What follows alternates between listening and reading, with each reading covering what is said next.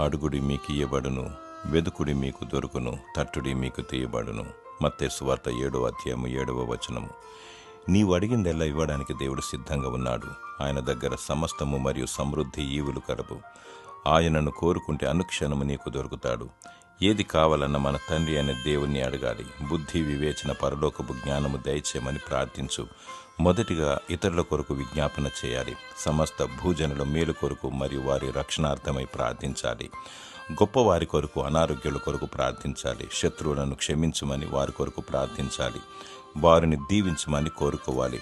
పెళ్లి కాని యవనస్తులు సరి అనే వ్యక్తిని పార్ట్నర్గా దేవుని చిత్త ప్రకారంగా దయచేయమని ప్రార్థించాలి. పెళ్లి అయిన వారు వారి సంసార దాంపత్య జీవితంలో ఓర్పు, సహనము మరియు విజయము దయచేయమని ప్రార్థించాలి. పరలోక రాజ్యం కోసం సిద్ధపాటు కలిగి అందులో ప్రవేశించుటకై ప్రార్థించాలి. దేవుడు నీ మనవిని ఆలకించి నిన్ను దీవించునుగాక.